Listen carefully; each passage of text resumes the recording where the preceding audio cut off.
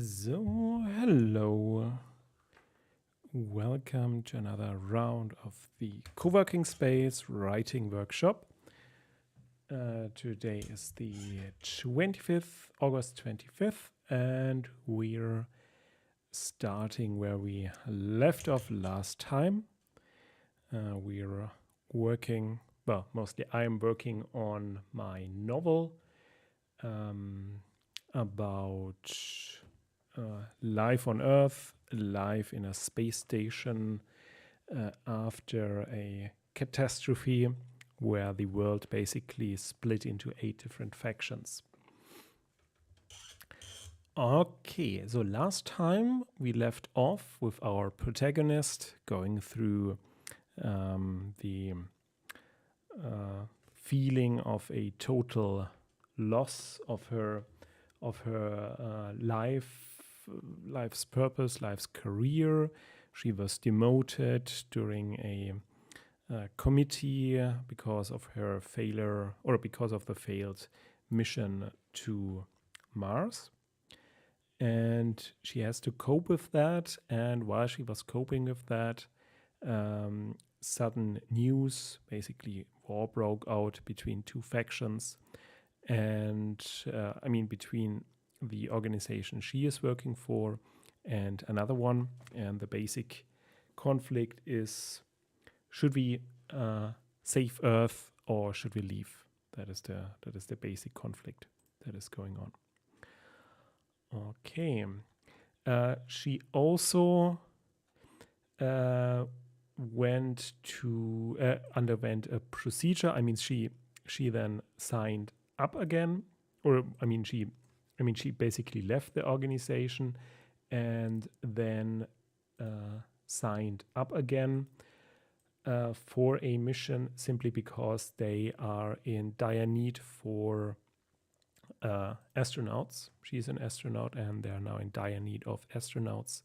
So that's why she is returning.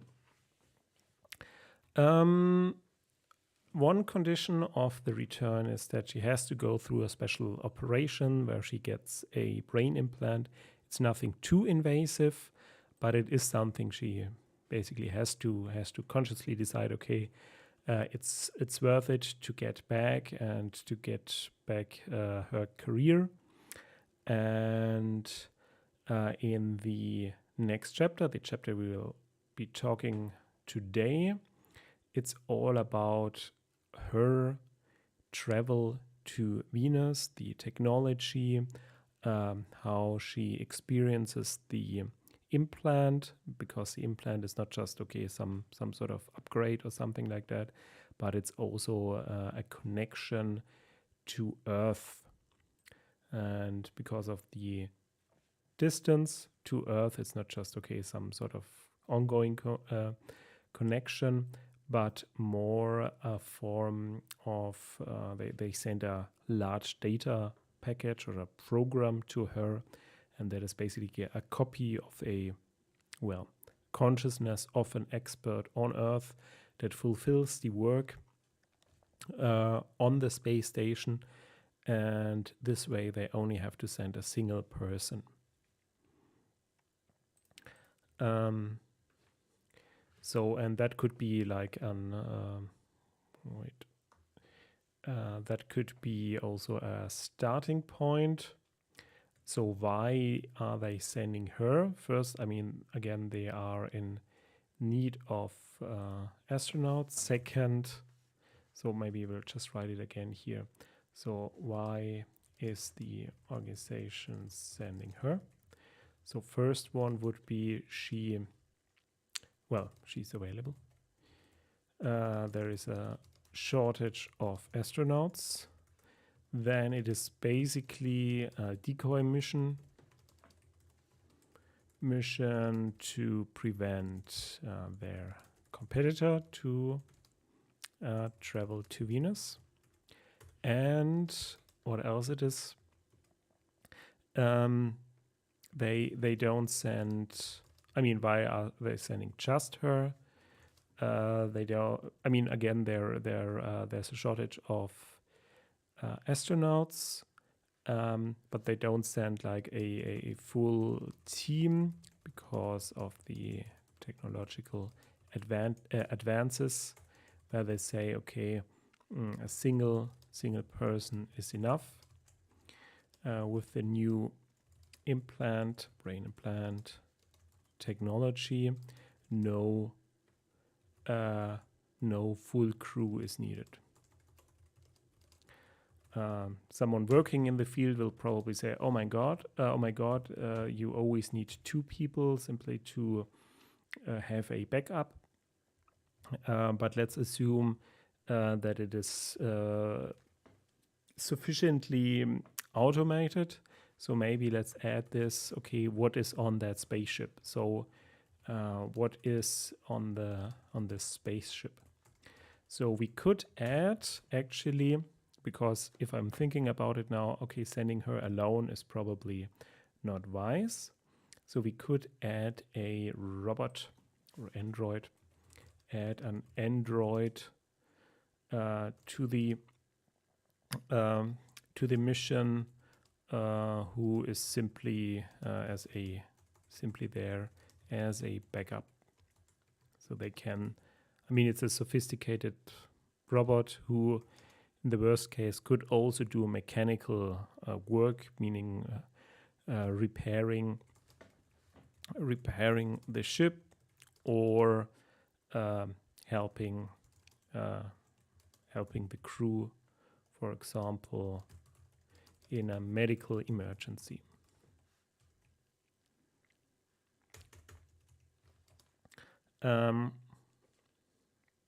Here's a question. Okay, do we do exposition, or is there a medical / technical emergency where the android is needed? This way we wouldn't have to describe, okay, hey, there's also an android who could go there, or do we include this during a conversation on Earth with Catherine? So we keep our options here open. So, and the ship is single person. This also saves money. I mean, just the size of the ship, fuel, supplies, etc.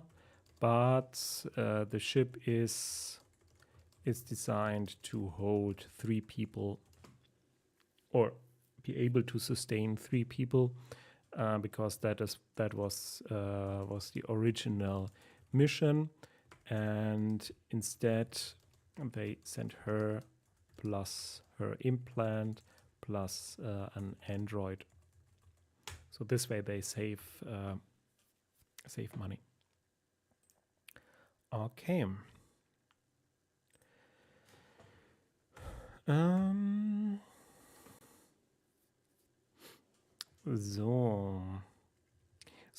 So basically this is okay. The setup. What are they sending?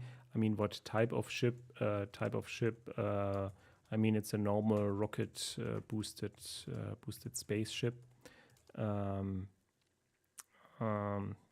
with the option obviously to return, and it also has it also is a sort of space station that can orbit Venus in the atmosphere. So that is the most important point. So it can operate in the atmosphere and also travel back.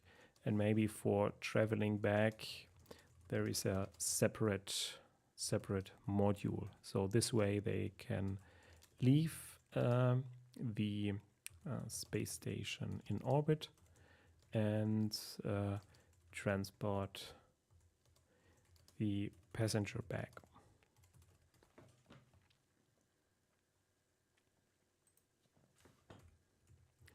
Okay, so then we have the atmosphere, so we have to describe it. Also, okay, there's an Earth-like gravity. It's traveling in the clouds of Venus. So here we have maybe to explain why Venus, not Saturn, or and why not Mars. So this is actually, we have to put further up. So why Venus, why not Saturn, and why not Mars? So Venus, because of climate research. So while the Church of Tomorrow, so the organization of the protagonist, doesn't care about climate change, it does care that their opponent cares. So because Solar Plus doesn't have or still relies on the rockets of the Church of Tomorrow. Church of Tomorrow doesn't want Solar Plus to develop their own space program, basically. So they still offer services. And in this case, it's much cheaper for Solar Plus to access the log data of the spaceship.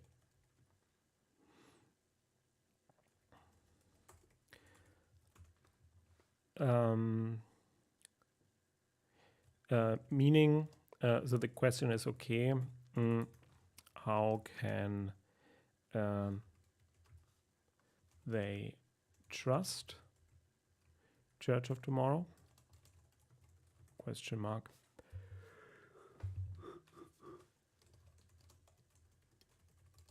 So it would be certainly a project started before the conflict. And if you look, for example, at the space station or at, for example, the gas delivery in Europe, in present times, you still have the situation that a internationally basically a country that is basically seen as a terrorist state is seen to be still a trading partner. So maybe parallels to today, they are still trading partner of Solar Plus. Still, because the contents of the research is basically something that would improve the situation of Solar Plus in their main argument against Church of Tomorrow, meaning research data about climate change. This is possibly not enough. So what options do we have? We could have it start. Yeah, so we already have decided, okay, it start before the conflict, and Solar Plus wants the data.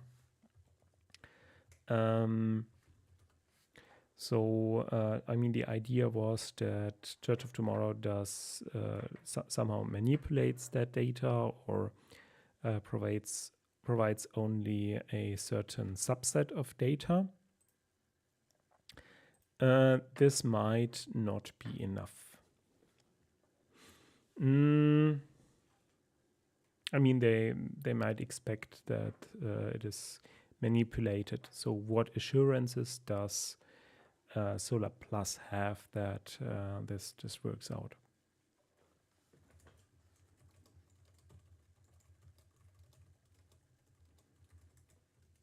Another option would be that the outbreak of the war is basically after her initial launch. But then we wouldn't have shocking news that the war broke out. And we wouldn't have the shortage of astronauts. So we either have a build-up to the war, an escalation, and the actual escalation only starts once she sits in her spaceship and started into space, where it doesn't make any sense to cancel the mission. So she's basically forgotten. Well, not really, but they still do the mission and see if they can use some of the data. That would be an option to have the war break out later. But then what motivation does she have to go into space?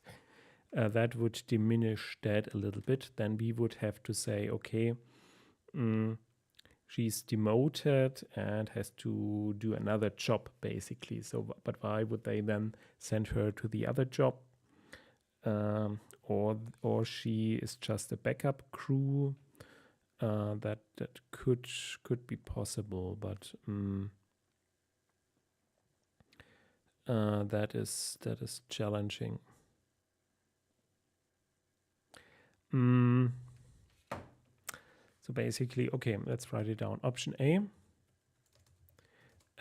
she only gets noticed about the conflict after the launch. Option B,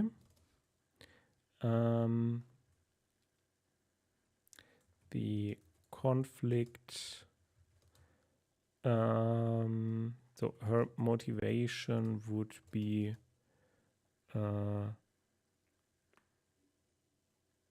that, well, she is just demoted and put to the backup crew of the next mission. And then has to go through and then then is asked to get the implant to join the to save money for the organization, basically.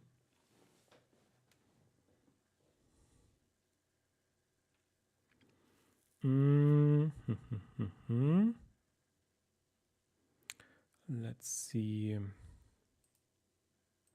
Not sure if that would work. Okay, so option B. The conflict starts before astronaut shortage, and the statements by Solar Plus motivate her to join.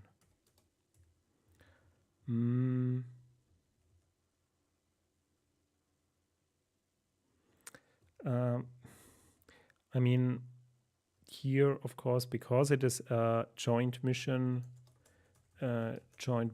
with Solar Plus,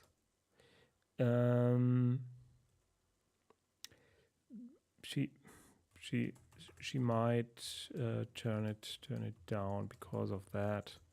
There's also the problem. Okay, and option C, it's not a joint mission. So I would lean towards that. Question is, okay, if it's not a joint mission, then what is actually her mission? And why does Solar Plus start the Venus project? Okay, let's think. Okay, if they don't, okay, let's say Solar Plus also has a space program, meaning they could also send a probe to Venus.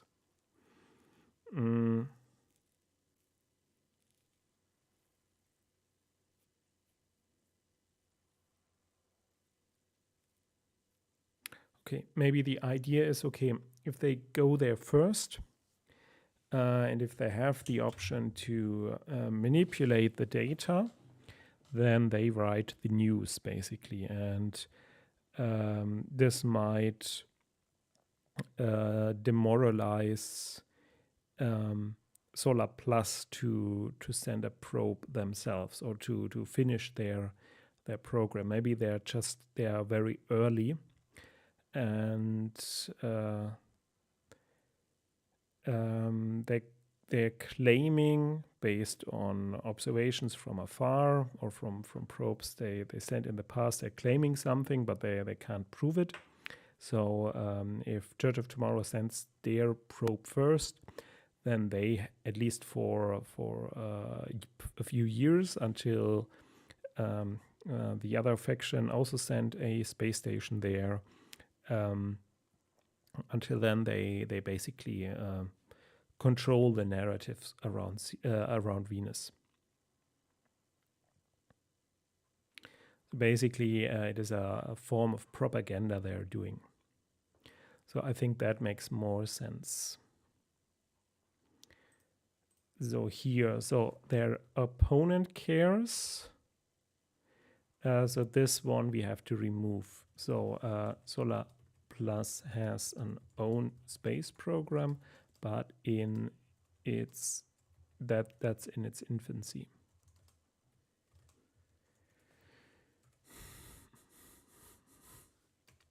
They are building a Venus probe, but it won't reach Venus for years. But without competition, they still control the narrative. So here we could talk a bit about propaganda and how important it is to control the narrative. So basically, Solar Plus is saying, hey, all our data is pointing towards climate change, climate warming. artificial climate warming and what would happen with the planet. And our Venus mission will prove that. That is basically their narrative. So they're starting that. And if the Church of Tomorrow gets there first and delivers the data, even if it's manipulated, then the newspapers will read Venus not caused by, or the atmosphere of Venus not the cause of climate change, ? Church of Tomorrow researchers claim. And so Church of Tomorrow wants to use the program as propaganda.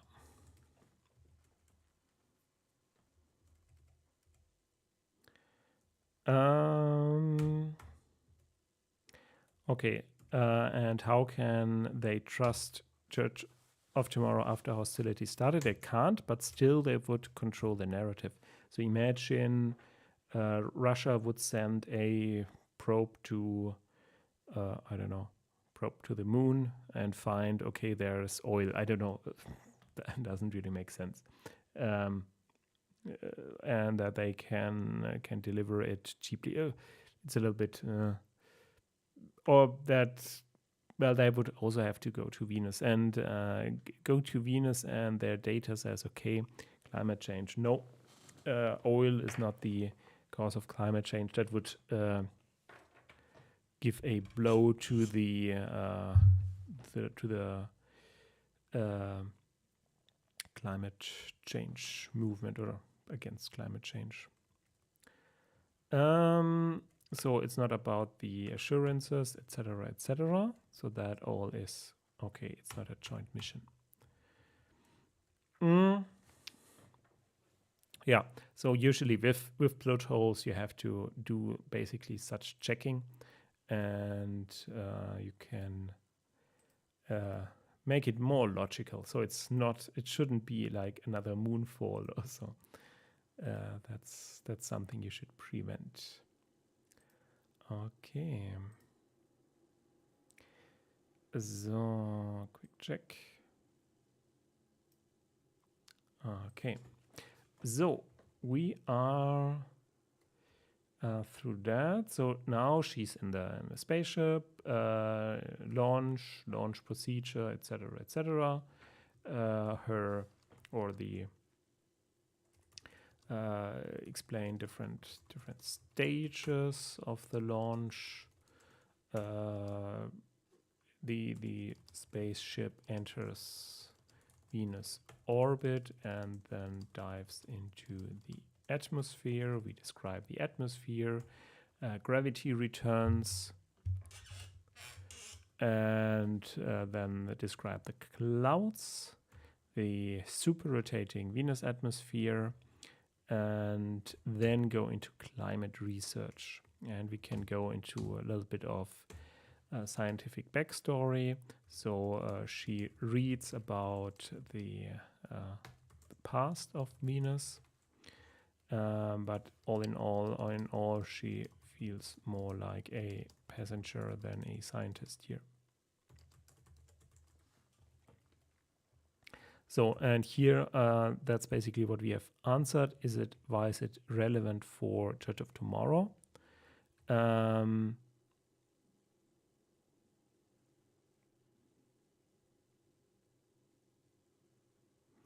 And here's also the idea, okay, there might be some connection to Solar Plus, actually. So it is not that they're sending a spaceship, but maybe they're infiltrating Church of Tomorrow. So not a base. It's not about having a base. It's not about resources or terraforming. It is about climate change.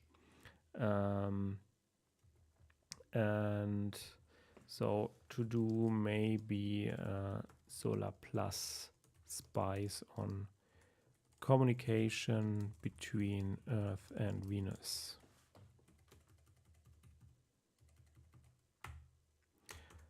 Okay, So that's a lot. Question is, okay, life on Venus. We put that in the next chapter.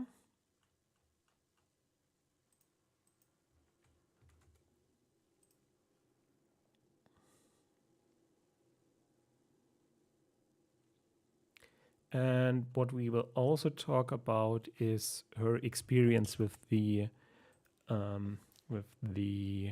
implant. So her experience with the implant.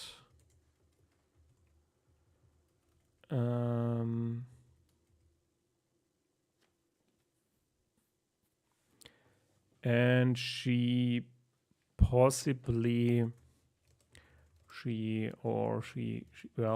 discovers, so it's like dreaming. She could watch the person work. So maybe some philosophical statements here, statements about the self.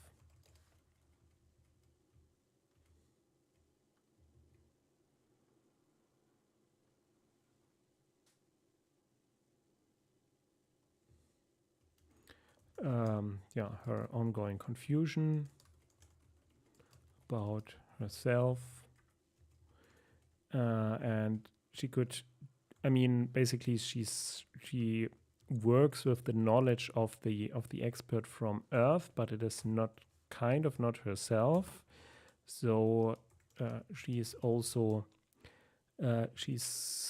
getting confused, while also finding out that it's that the work is somewhat odd, that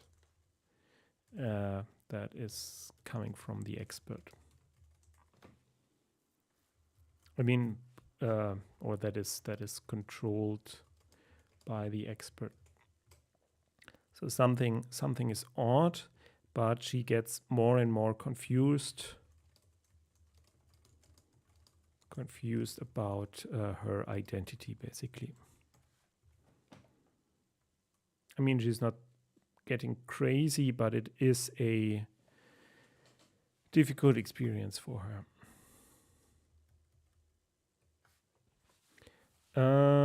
Here I have to do some research about multiple personalities. I already did something in that regard. And here is something from Wikipedia about the clouds of Venus. So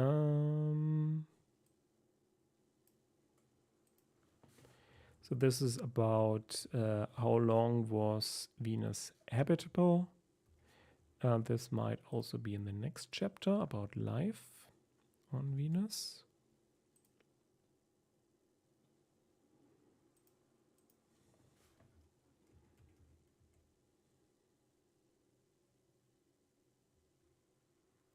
So, and then the question is, okay, she starts talking to herself, and it's a one-way communication. She does not send basically her consciousness back. She just reports, or she just sends back reports. Question mark.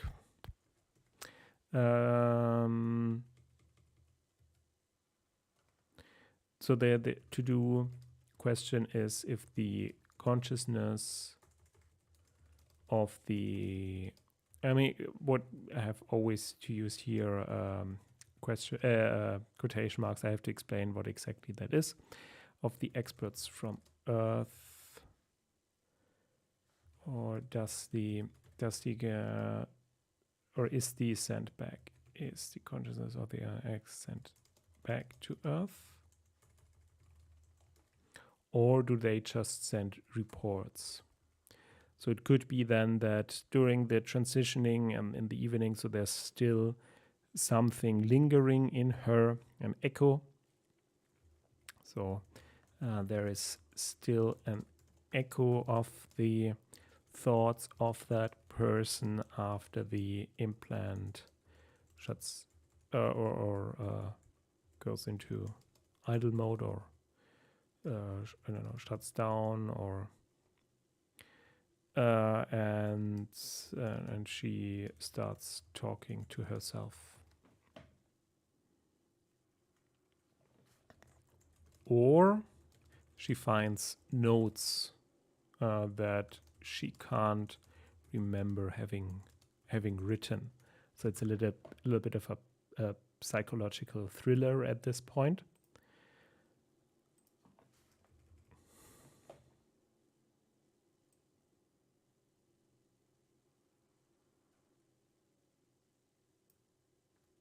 And we could add a commentary when the launch is starting.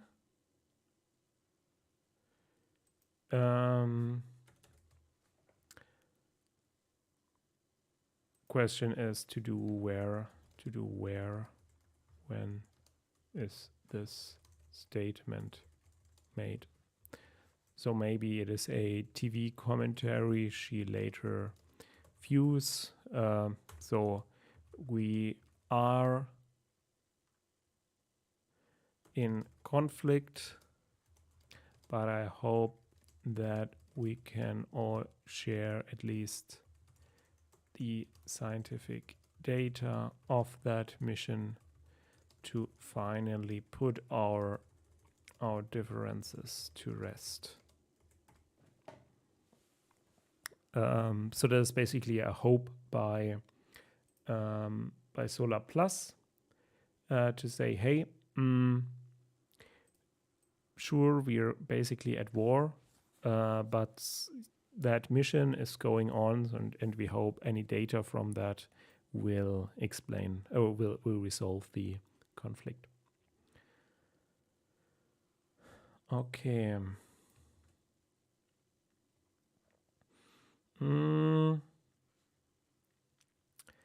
So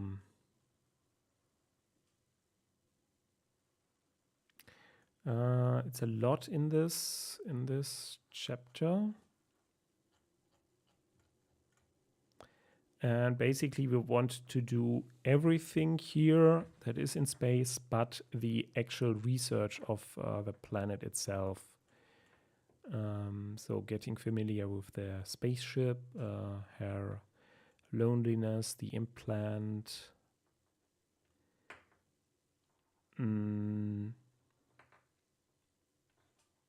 So the question is if we should add another chapter for the robot.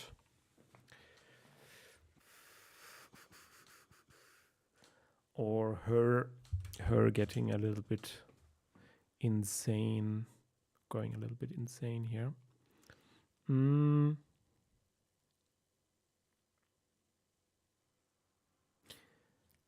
So maybe she has a conversation with the android about consciousness.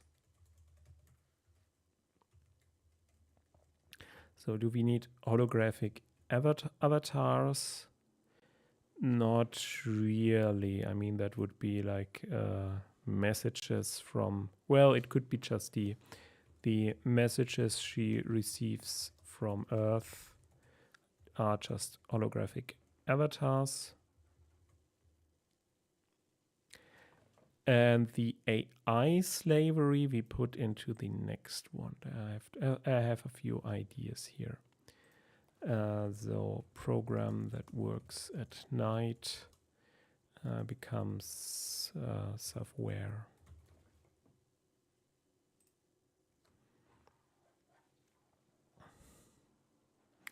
Yeah, that is the very point here, and that comes later. We will do that tomorrow.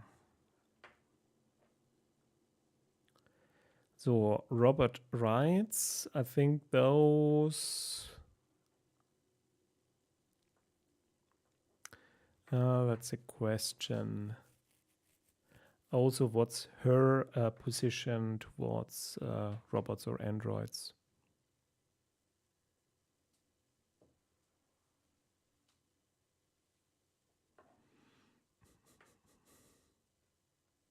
Yeah, so basically, I mean, it is also a conflict between basically humanism and transhumanism. And the idea is that it's fine to have robot slaves, but not fine to augment yourself. So if you think, okay, life is too difficult, too hard, then it's not about augmentation, but about building more automation.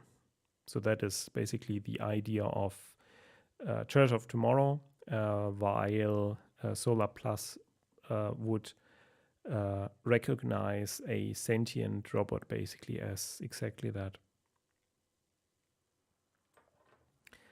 So here, how does the spaceship look like? We put up there. The training. So we can also reduce the training time here.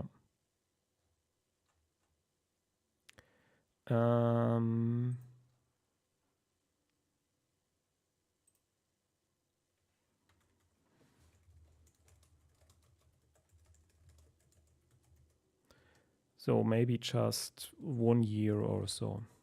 She is already on the backup crew.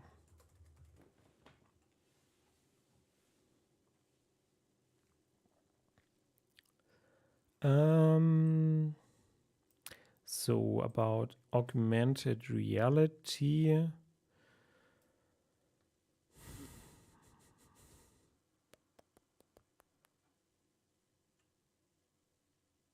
Well, it's just a note about the spaceship. We just say, okay, she has special glasses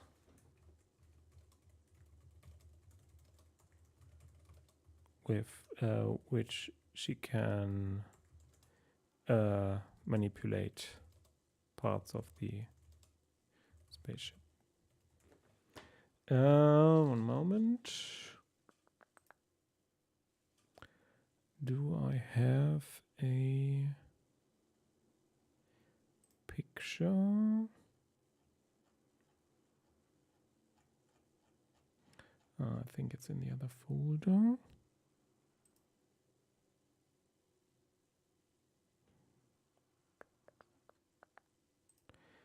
Design.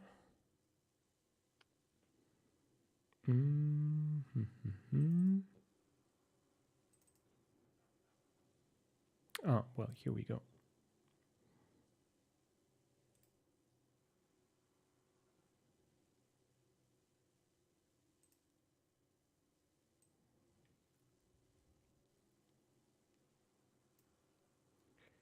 Let me check. Is that this? Yeah, so just as basically as an inspiration, I downloaded a few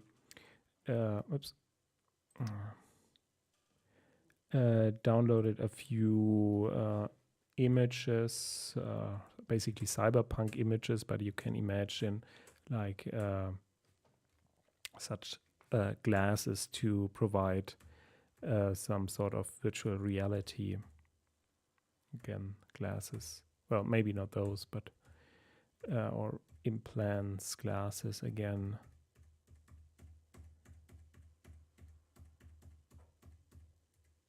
Maybe those glasses, all augmented reality.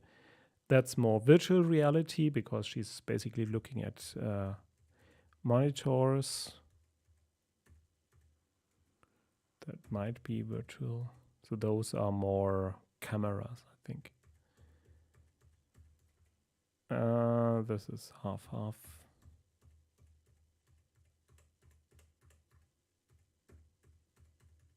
That's all. Yeah, so basically glasses, yeah. And we could just mention it here. Okay. So messages she receives from Earth. The question, what kind of messages?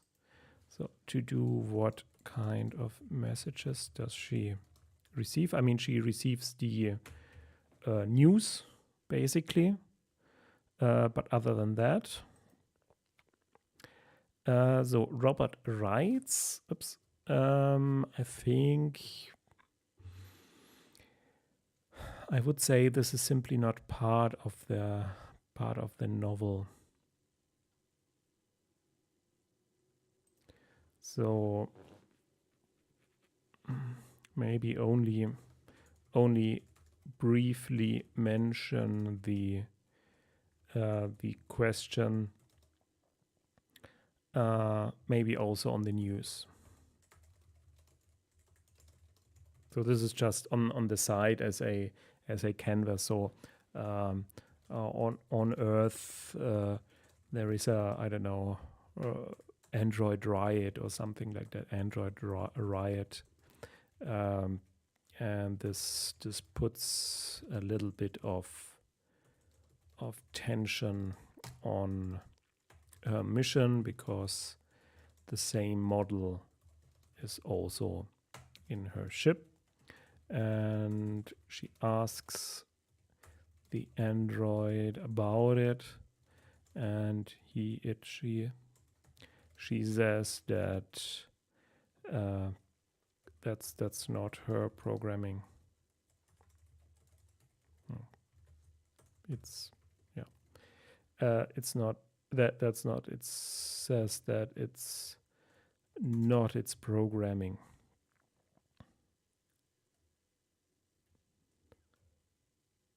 So still this adds some tension.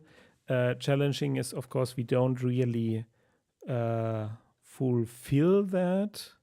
So where is the payoff in that regard? So to do payoff, maybe at the very end. So we'll put it here at the very end.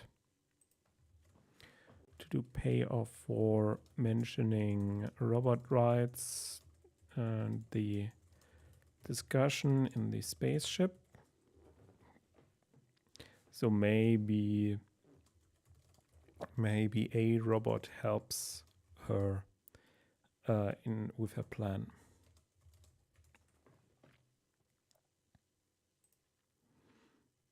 Okay. Payoff at the very end.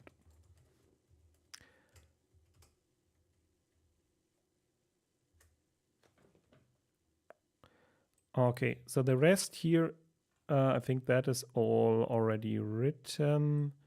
So this is about a flyby and slingshot. We can also include this. So this is basically about what is the shortest path to Mars, and there are different ways, and one is a slingshot going around Mars. Oh no, okay. This could also be something. So, okay. Okay, so there's a theory. Well, it's a mathematical calculation where you basically say, okay, you can reach Mars quicker. You can reach Mars quicker by a slingshot around Venus. So we need a space station / refilling station around Venus. And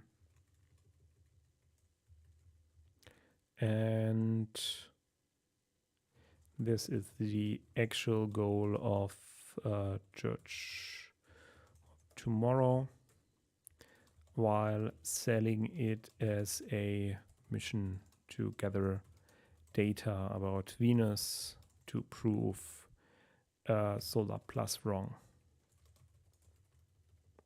And instead, they are possibly aware that they are wrong in their own plan. And yes, climate change affected Venus, but they will basically manipulate the data, control the narrative, while at the same time building a space station there to reach, to have a better reach to Mars, because the first mission failed failed of that, so now they want to go step by step.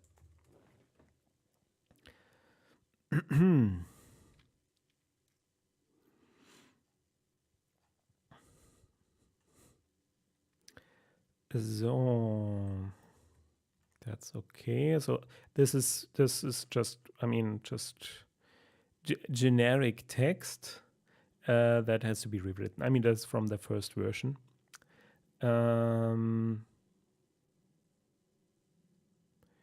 And this is about the implant.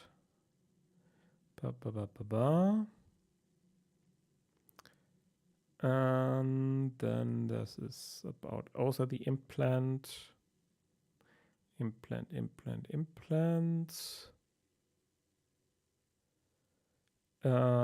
This I probably have to rewrite because it's a different background now. And slowly slept. So this has to be rewritten. That there's nothing special here. That's basically her experience with the implant. Okay. So that is looking good. So I will briefly look into the 5th chapter and see what we still have to do there, or if we have something here that would actually have to be moved one chapter before. So life on Venus, clouds of Venus, etc. All that stuff is here. Yeah, so the program becomes self-aware.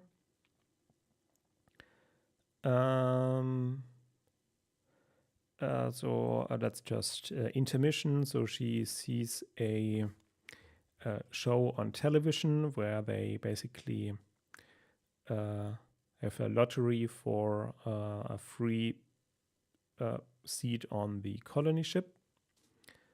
That's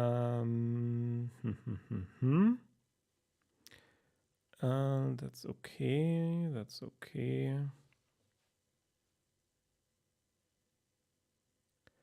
So here again, okay, how does a discovery on Venus change the public opinion on Earth? That is also challenging.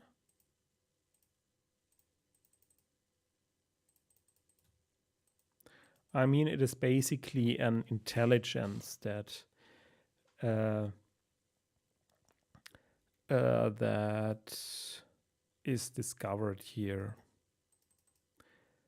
So, I mean, the simple solution would be, oh, it's a survivor of their race. They weren't able to flee to another planet. So maybe to do what was the state of Earth when Venus Venus turns into a hot planet? Question mark. That relates to when Venus was habitable. Yeah, how long was Venus habitable?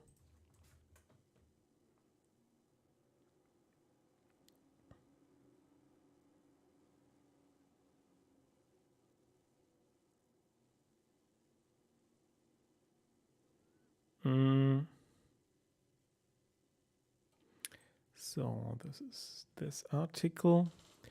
So Earth and Venus are sister worlds sharing a similar size, mass, and bulk composition. You wouldn't want to visit modern day Venus, though, with its atmosphere of carbon dioxide and nitrogen and surface temperature hovering around 450 degrees Celsius.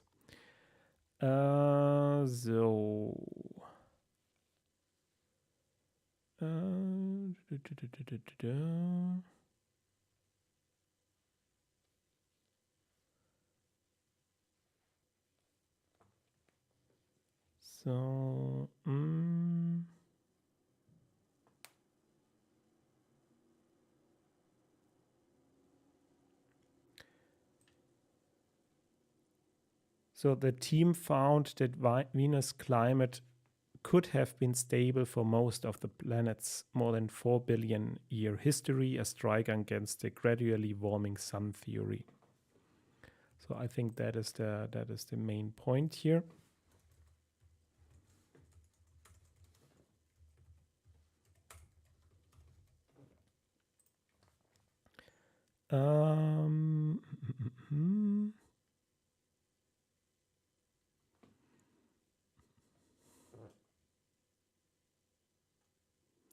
But it doesn't name a year or so.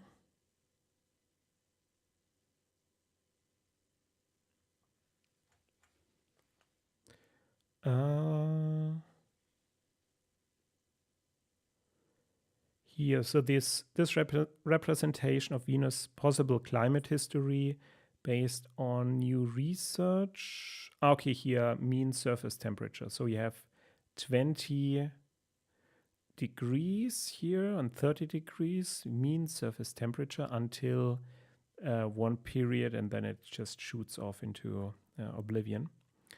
So,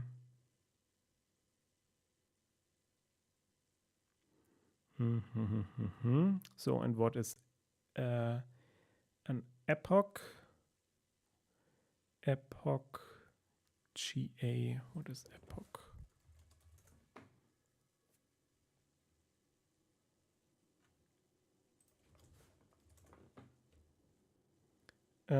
No, not epoch times.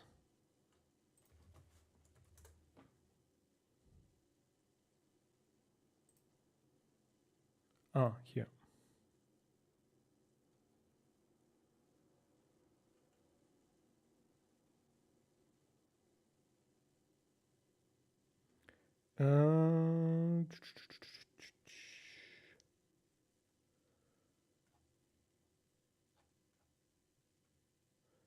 So what is an epoch? So I'm looking at this paper here. GA, I never read GA. Gigajahre? Milliardenjahre? Billion years?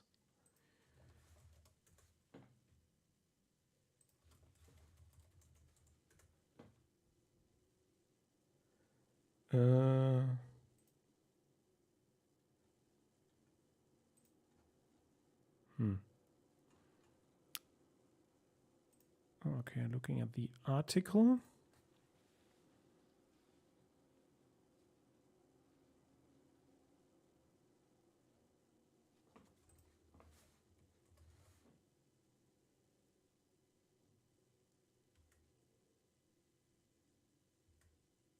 Ah, okay. So Venus could have had habitable conditions for nearly 3 billion years. Okay, I think it is billion years. So these would be here the 3 billion years. And basically with the last billion years, it turned here and on Earth, the climate history.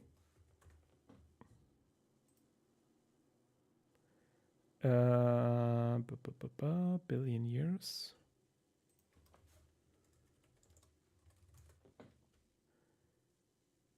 Uh, 560 million. I'm looking for billion years. Million years. Billion years.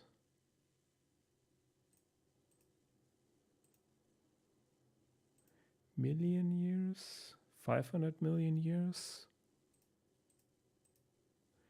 600 million years. Temperature 5 billion years ago.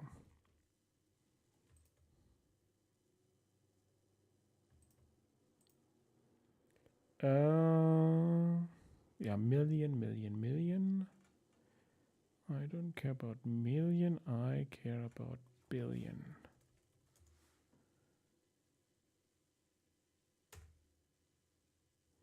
Boring billion.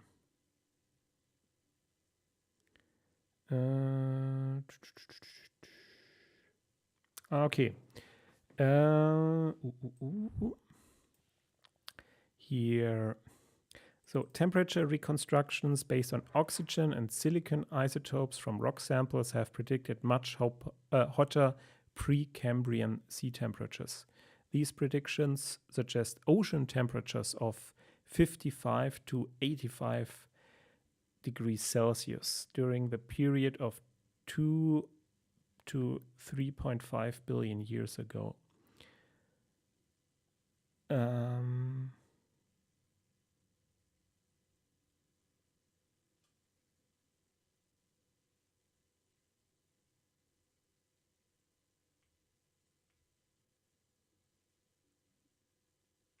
So, and other evidence is that there is glacial period.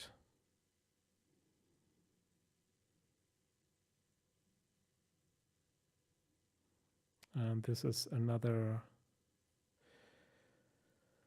Okay, so this is basically research that is still going on. So we have a certain degree of freedom, meaning we could take this and use basically, or say basically, I mean, we could add a science fiction element here that we say, okay, there was life on Venus once, or there was intelligent life on Venus once. This would be the non-hard science fiction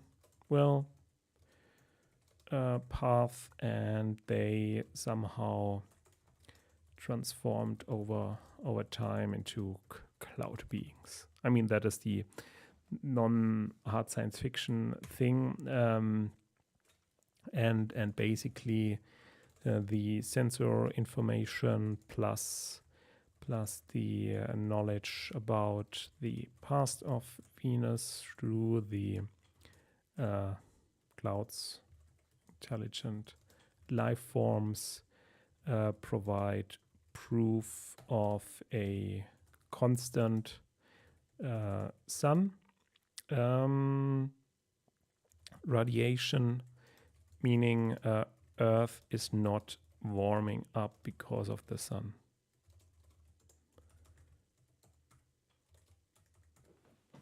So that would be the basic scientific discovery here going on. So this works. Let's see if you have to. So that's all the cloud, the climate.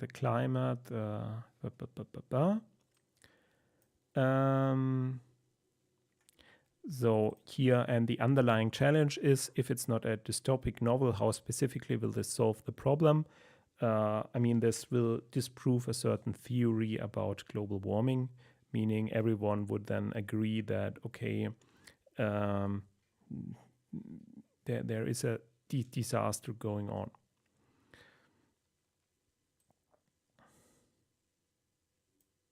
Yeah, and basically I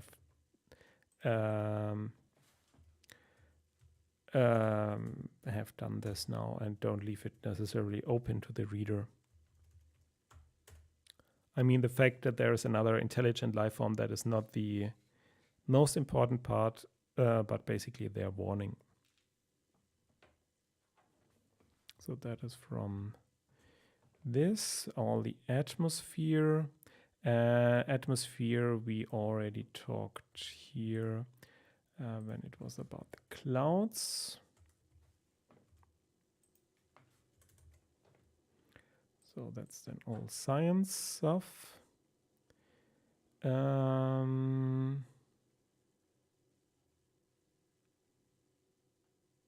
So that is all life.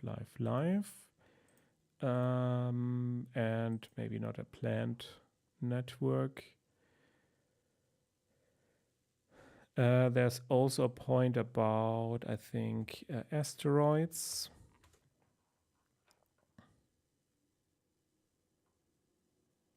Okay, that is potential for life, but to do, there are newer your studies articles.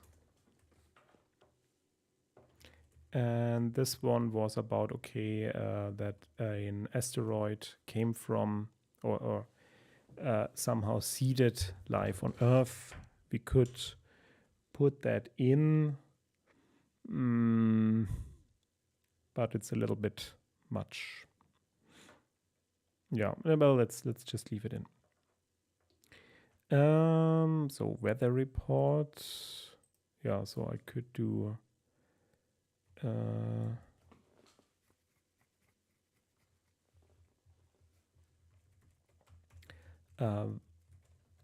weather report. I think I've already had this in the text, if I recall. Weather report. Weather report.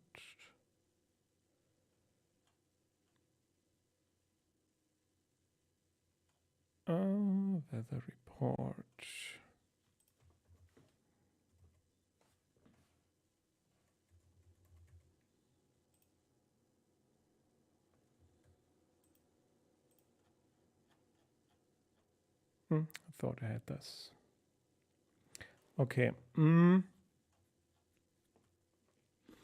Okay, so there's a lot of ideas here that we also have to clean up. So this will be point of next time. Again, cleaning up this one. And then 2 more days, basically, and we have the complete story. That is working well. Okay.